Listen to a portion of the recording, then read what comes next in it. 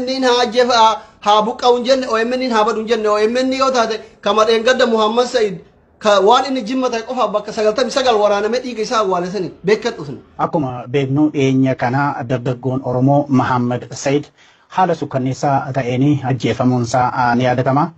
Haala kana ilaalchisee har'a gara Afrikaa kibbaa yookiin South Afrikaatti bilbiluudhaani dura taa'aa hawaasa Oromoo kan ta'an obbo Nawawii Muusaa haasofsiisne ture. Egaa isaanis akka jedhanitti yeroo ammaa kana namoonni shakkaman lama qabamuu fi warri kaanis immoo barbaadamaa akka jiranidha kan dubbatanii. Itti dabaluudhaanis amma koreen kun waan dhimma xumuraarra ga'utti uummanni keenya tasgabbiidhaan akka nu eegu kan jedhudhaan ergaa dabarsanii. Gara biraatiin immoo Oromiyaa Miidiyaa Neetwoork maaliif dafee dhimma kana hin gabaasne kan jedhuufis waan jedhan qabu. Mee gara ammaa dura taa'aa hawaasa Oromoo kan Afrikaa kibbaa yookiin South Afrikaa obbo Nawawii Muusaa waan jedhanitti sin dabarsaa turtii gaarii.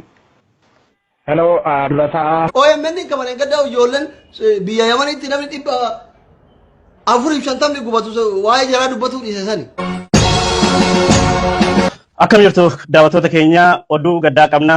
Biyya Yemen mana hidhaa magaalaa Sanaa keessatti haleellaa garee Huutiin raawwatameen lubbuun namoota hedduu darbuun gabaafamee jira. Egaan boombii harkaan darbatameen hidhamtoonni Oromoo mana hidhaa magaalaa Sanaa keessa jiran.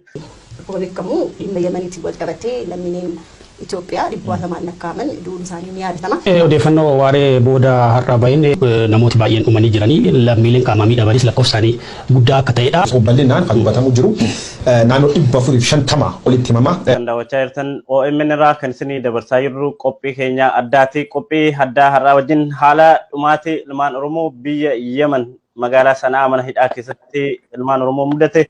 OMN kama waggaa kana gaafa Walloo fi Affaarii Wallootti waa'ee Walloo dubbatu dhiise sani. Amma hagam dubbataa jira sigale amma waan boo'icha barbaaduuf nama boochisuu qofaaf dubbata malee mee OMN gaafa Jawaar hin amin waa'ee uummata Walloo gabaasa. Oduu amma nu ga'een isinitti himaa oduu waliin allatti bishan. Walloo godina Kamisee magaalaa Sanbateetti muummicha ministeeraa Itoophiyaa deeggaruudhaa fi hiriira nagaa waamamee erga adeemsifamee booda jeequmsa uumameen lubbuu fi qabeenyaa irraa miidhaa guddaan ga'u jiraattonni magaalaa Sanbatee dubbifnee nuuf ibsanii jiru. Nageenyaa tibba darbe godina Wallootti mudateen lubbuu namaa fi qabeenya irraa miidhaan guddaan ga'ee ture.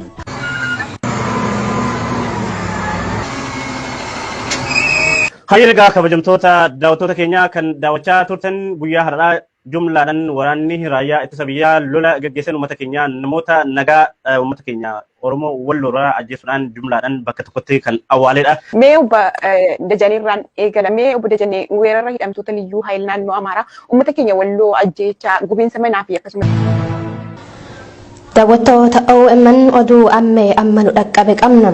Dulli qindaan Oromoota Walloo irratti humnoota poolisoota addaa naannoo Amaaraatiin መፈክሮች መካከል አንዱ የኦሮሞ ዞን ይፍረስ ኦሮሞማ ይውደም የሚሉ ይገኙባቸዋልና እስኪ ወሎ የወሎ ልጅ ነሽ የወሎ ተወላጅ ነሽ ሚሊሻ ፊ ሁብኒ አዳ ናኖ አማራ ሜሻ ወራና ሂደቹን ናንቸ ከይሳ OMN halkanii guyyaa woboo irratti duulamaa jira waa'ee woboo gabaasa.